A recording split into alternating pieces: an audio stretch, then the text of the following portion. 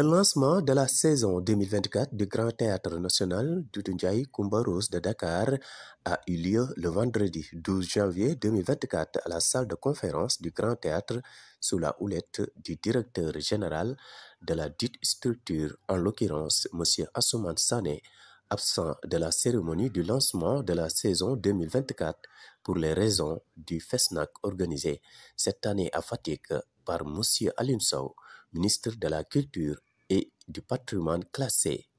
C'est la raison pour laquelle, lors de la cérémonie du lancement de la saison 2024, le directeur général, M. Assoumane Sané, a été dignement représenté par M. Samba Diété, directeur artistique et la programmation des événements au Grand Théâtre, par ailleurs modérateur de la cérémonie.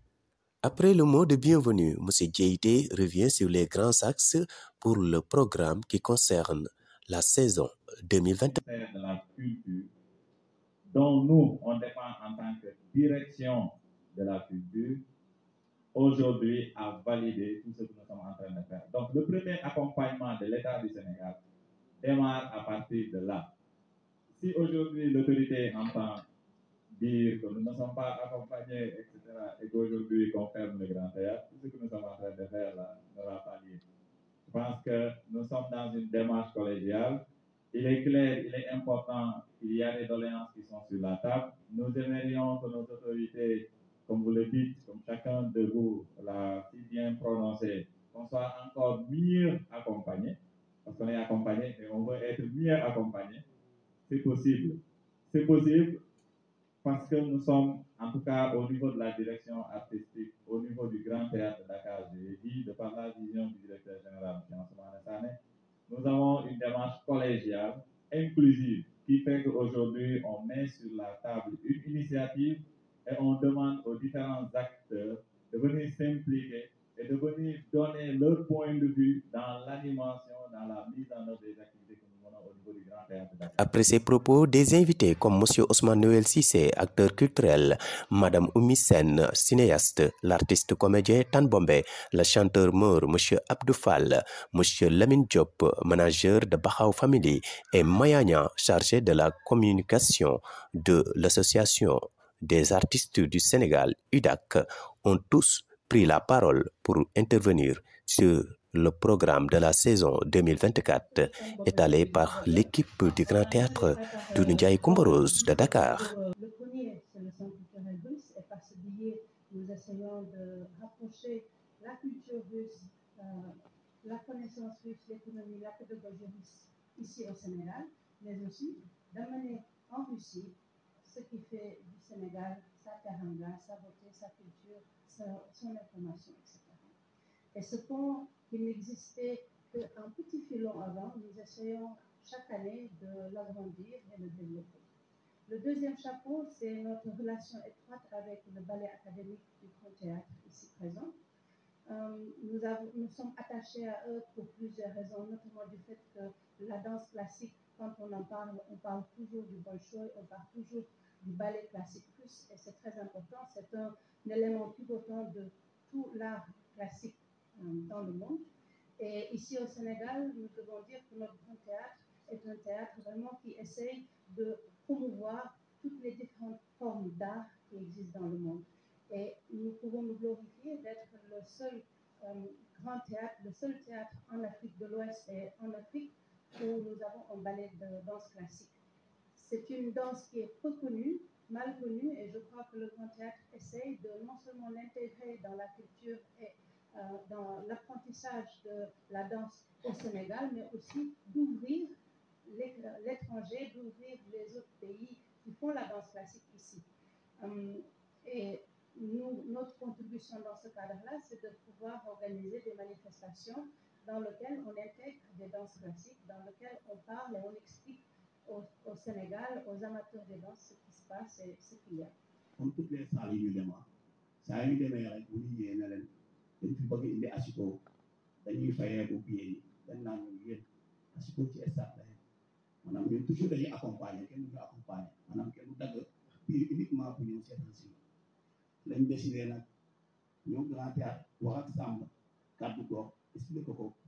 xamul sax lu ñuy def mu gëstu jox ñu rendez-vous joxaat ñu rendez-vous mu ñëw ne ma lan damay jël engagement ak ñi ma àndal muy waa Grand Théâtre jox la salle bi ma ne ko incha allah yéene lañ ci am di wasu sunu borom jàppale ñu ba mu réussir mais doo ko rëccu c'est une première mais incha allah y aura une deuxième édition te du yàgg fi ma ko teg nag li ñuy def day loo xam ne du mu ne mooy seule musique au Sénégal boo xam ne soo ko tàmbalee fii muy mag muy ndaw xale mag ndaw ñëpp koy aw sans autant que nit vocal bi day wax rek soxlawul tëgg ñëpp aw li muy def bëgguwul ci musique Sénégal ñu ko fi def waaye rappeurs ñëwee utiliser salle bi di rap ak ni mu mettee nit ñi di ko aw asiko gën ko yomb gën ko populaire kon bu ñu ragalee ñëw Grand Théâtre li ñuy liggéey dafa leer.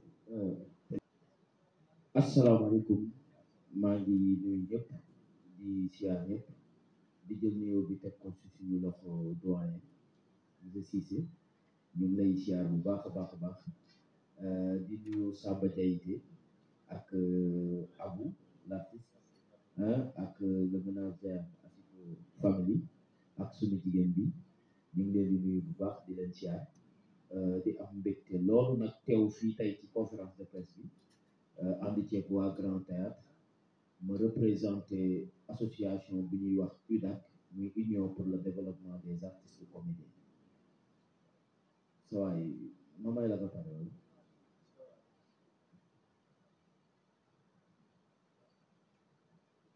ma représenté maa ngi tudd Abdoulahat d'abord Abdoulahat Ndiaye ñu gën ma xam ci Tam Bombe artiste comédien di metteur en scène di réalisateur aussi ci audiovisuel di liggéey ak association bu ñuy wax UDAC ma nekk président association bi nag mu ngi tudd Union pour le développement des artistes comédiens bi mu juddoo yàggul mais dafa ñëw ak beneen innovation ci théâtre du Sénégal ci milieu comédien parce que dañoo gis ni ay jamono comédiens yi dana am ay jafe-jafe ku ci feebar ñu di la ketal di ko wasaare ci réseaux sociaux yi wala nga am ay problème liaas ak yu demee ñu di ko wasaare ñëpp di la xamal ñu ne loolu daf fi war a jeex association bi ñëwul pour former artiste ñëwul pour organiser ay festival wala nangam mais day yëngu ci wàllu social développement ak solidarité loolu moo tax a jóg association bi looloo tax nag ci biir loolu ñu am un projet bu ñuy wax un comédien un toit maanaam comédien bu ci nekk war na am këram léegi nag projet boobu mu nekk projet coopératif boo xamante ni moom lañ war a lancer le 10 février fii ci Grand Théâtre ànd ci ak Keba Seck mu nekk benn comédie musicale dafay am théâtre en même temps dafay am soirée musicale boo xam ni Keba Seck moo koy way mu nekk le 10 février incha allah rabbi fii ci grande salle du Grand Théâtre ñu ànd ci ak waa Grand Théâtre comme ni ko Samba waxee sànq ci biiri kàddoom directeur aussi yombalal ñu lépp jàpp ci bu baax a baax parce que concept bi moom je crois koo ko wax rek dina ci sawar pour jàpp ci parce que mbirum social la loolu nag dafa baax ñu di ko def parce que tamit ñun ndaw ñi ñoo mën a révolutionner ñu ndaw ñi ñoo mën a indiwaat lu bees ci théâtre du Sénégal bi ñu xamee loolu nag ci lañ créé association bi ba tey ñu yëngu ci wàllu ay développement surtout développement féminin ay entrepreneuriat féminin aussi ñu ci yëngu muy jigéen ñi ñu leen di wutal ay entreprise surtout comédiens yu mag yi comme ñu mel ni mère Rama Thiam maman Aminata Mbaye ñi nga xam ne ñoo nekkoon daare ko ci jamono yi tey ñu def leen ay formation ci wàllu transformation savon liquide ay eau de javel ay conservation légumes yooyu yëpp association mu ngi koy def góor ñi aussi ñu di leen jàppale ci ay formation lu jëm ci wàllu audiovisuel moo xam son preneur de son la moo xam cadreur la moo xam monteur yooyu yëpp association bi mu ngi ci yëngu ba nga xamante ni boo demul jouer ci théâtre parce que à tout moment ngay am chance bokk ci série wala bokk ci film wala bokk dem jouer ci spectacle mën nga ko def benn 1 mois 2 mois toogaat 6 mois wala 7 mois dootoo def spectacle dootoo jouer ci moment boobu dafa am ci loo war a jàpp bi ñu xalaatee loolu nag ci lan ne il faut ñu boole ko ak kenn ku ci nekk am entreprise am di liggéey ba nga xam ni association bi balaa ñuy xaar état wala ñuy xaar benn autorité dañu ciy fekk maanaam bay ci say oom ñun ñooy def les cotisations chaque mois comédien bu ci nekk génne une somme dugal mu dem ci compte ba bu ñu amee social ku nekk ñu laaj na nga joxe bu ñu amee comme coopérative bi comédiens yi ñoo njëkk génn li nga xamante ni bu dee 3 pàcc la ñu génn nañ benn pàcc bi ku nekk cotisé pour ñu mën a am une somme pour mën a am hectares yi nga xamante ni moom lañ bëgg ba actuellement ñu war a joxe li nga xam ne mooy une somme de 57 700 doon loo xamante ni lu yomb la te dañ ne balaa ñuy bindu nañ état nag muy ministère de la culture comme ni ko sama gars yi waxee bu leen jàpp ni yéen rek la ministère di def noonu xëy na peut-être ay situation la parce que am na moment boo xamante ni mën nañ laa wuyu am na moment boo xam ne mën nañu laa wuyu mais dañoo war a wuyu ñëpp nag parce que du loo xamante ni nit moo ko fa moom du ministre bi du keneen ak keneen ñun artistes yi ñoo ko moom bu ñuy woote budget bi fële ci assemblée nationale dañ naan lii pour budget culture kon képp koo xam ne acteur culturel la ngay def ay événement dañ laa war a jàppale te dañoo war a jàppale ñëpp ministre Aline Sow nag maa ngi koy wax ne ko man de toogoon naa tagg ko bi muy doog a toog ne man gis naa ni muy liggéey te taxam lu kenn mais mu ngi commencé taxam lu xawma nag lan non mu ngi commencé taxam lu parce que pourquoi ma ne mu ngi commencé taxam lu mooy que tey foog naa ni projet bii muy un comédien ou trois ñoom ñoo ko yàgg xeex ñoo ko yàgg toog di wax ne dañoo war a jàppale comédien yi yeneen autorités yi ñi nga xamante ne ay bonne volonté yi aussi tamit dañuy toog naan dañoo war a jàppale comédien yi parce que li ñuy liggéey ci réew mi li ñuy bëggal doomu aadama yi tey ñi nekk ci yenn jafe-jafe yi ba ñoom kenn du leen bëggal parce que comédien bu ci feebar da ngay dee rapidement pourquoi mooy non sérieux seetlu leen li ma leen wax maire Daba Soumaré bërki démb la gaari bu Thiès ma koy jaale waa Thiès ñëpp muy Daba Soumaré bi nekk jànkeen bërki démb ku ci feebar da ngay dee parce que lan moo tax mooy da ngay bëggal askan wi mais yow retour amul ku lay bëggal parce que autorité yi la war a bëggal mettre la en bonne condition parce que liggéey bi ñuy def dafa nekk ñun mënuñu di interpréter des personnages différents nga xamante ni kenn ku ci nekk ak cœur bi mu yor ak dooleen fu mu toll yow nga di da ngay jël nit kooku pour di ko interpréter ngay fournir ay énergie yu bari nit yu bari énergie bu bari moo leen di rey c'est parce que personnage yi ngay incarné la léegi énergie yooyu ngay dégager mooy dem ba yow feebar bu metti moo tax comédien bu ci feebar bu metti lay fekk du mun a faj sax boppam te loolu nag état daf ci war a taxaw pour mu taxaw ci nag il faut mu ñëw jàppale association bi ci li nga xamante ni ci jëm man balaa moo ministère de la culture kese mais ministère yëpp laay balaa parce que ñun ñëpp a war a jàpp ci événement yi muy ministère de la jeunesse dañ fa am li nga xamante ni moom la ñuy wax théâtre populaire dafa am budget beneen ministère day yëngu ci wàllu social beneen ministère day yëngu ministre des finances tey bu ko neexoon comédien yi ministre des finances bu ko neexoon tey comédien yi tey ñu àll Sénégal fii ba àllu kaaj imagine fii ba àllu kaaj àll rek la kenn dëkku fa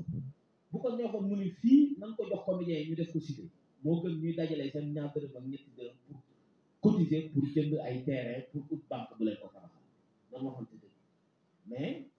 tey boobu ministre de la culture moo ñu war a recevoir ñu toog ak moom parce que bind nañ bu yàgg bu ñu toogee moom wax ko moom bu bindee lettre ministre des finances mën na gaaw mais tey koy gis kan ngay wax amul te ñoom ñooy suñu autorité président de la république Macky Sall tegeewu leen fi lii li leen fi tegee mooy corps bu ci nekk képp ku ko yor nga xamante ni yaay ministre tutelle ba nga jàppale corps boobu kon li ngeen di kaas dama leen ciy fekk si du yéen kase de c'est très dur dafa metti ci suñu côté ñun artistes yi parce que dañu considéré wul pour ñoom li ñuy def ñun ay caaxaan la et que ñun caaxaanuñu dañoo xamul nag lan mooy culture man dama ne vraiment Sénégal dañoo xamul suñu autorités yi xamuñu lan mooy culture même lu ci grand théâtre jàpp ministère la bokk bien vrai comme ni ko Ndiaye da waxee mais li am solo mooy ñu jàppale li nga xamante ni moom initiative yi acteurs culturels yi di def ñu jàppale initiative yooyu muy programme yi ñuy def activités yi ñuy def c'est très important. En termes brefs de ce que Tan Bombe vient de dire tout à l'heure, on est en train de préparer un programme le 10 février pour un comédien en 3. Vu que depuis qu'on travaille dessus, sur le support communication, en même temps pour les démarches au ministère et autres, les parrains et autres, vu ce qu'il a dit, je peux vraiment assurer cela. Le manquant du ministre de la Culture à notre côté, pour notre travail, ce qu'on est en train de faire pour le moment, vraiment il y a un manquant parce que nous on a besoin de notre ministre à nos côtés si on a des programmes. Parce que quand on fait un gouvernement juste côté politique ou bien côté culture, je pense que si on a besoin de lui, il doit être présent. Depuis lors, on est en train de faire des démarches pour le voir. On a écrit, je pense, des demandes d'audience et tout. Vous voyez, programme déjà, le 10 février, c'est déjà arrivé.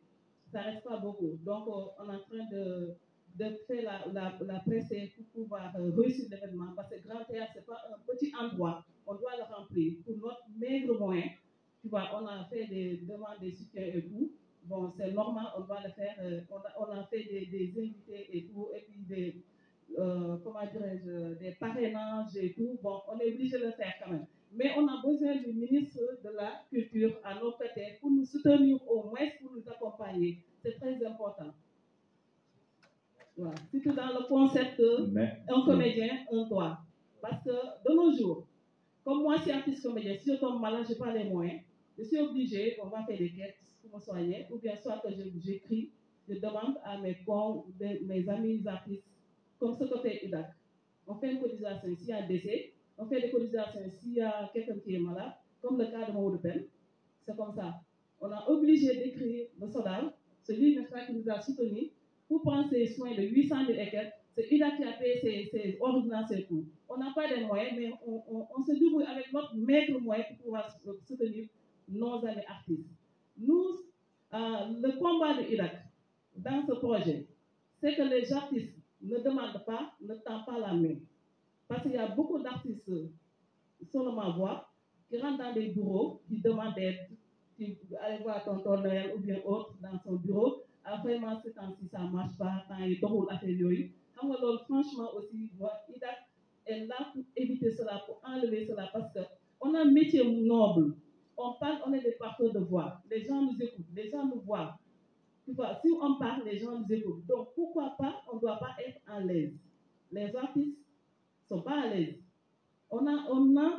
un ministre de Culture qui doit s'occuper vraiment de la culture en général surtout, parce que vraiment, on a besoin de lui. Cette rentrée annuelle, devenue une tradition pour le premier joyau culturel en Afrique de l'Ouest, a été clôturée par un point de presse livré par M. Samba Djeité, directeur artistique et la programmation des événements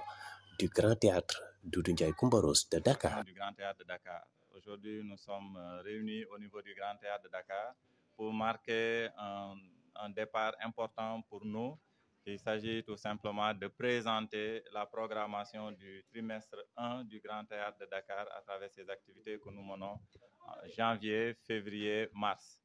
Dire que le Grand Théâtre est un lieu de production, de promotion de la création, de la diffusion des arts dans toute sa globalité, et que c'est un joyau culturel qui, aujourd'hui, de par sa dimension au niveau international, surtout africain, ne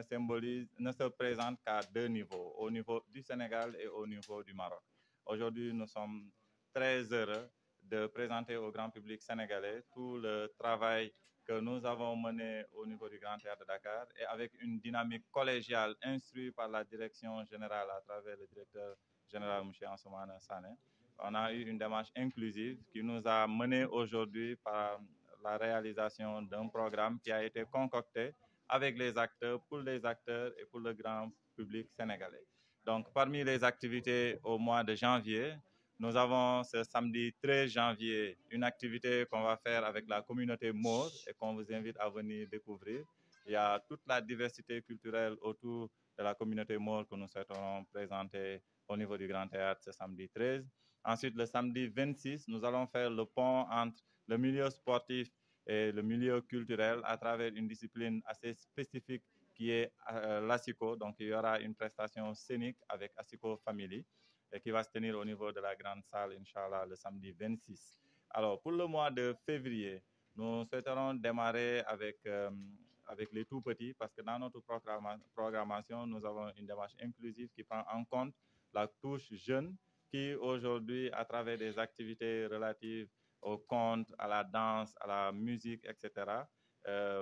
ont également leur place au niveau du Grand Théâtre de Dakar. Donc, avec le partenariat avec l'association Diarama, qui sont spécifiées dans la programmation tout petit, donc nous avons une panoplie d'activités qu'on leur proposera, Inch'Allah, et Et ça, c'est pour le 10 février. Nous avons également pour le mois de février, toujours le 10 février, principalement une activité qui nous tient à cœur, dont le directeur lui-même nous a instruit et qui a une connotation purement sociale. Nous sommes passés d'un constat sur le fait qu'à chaque fois que les artistes tombent malades, surtout les artistes comédiens,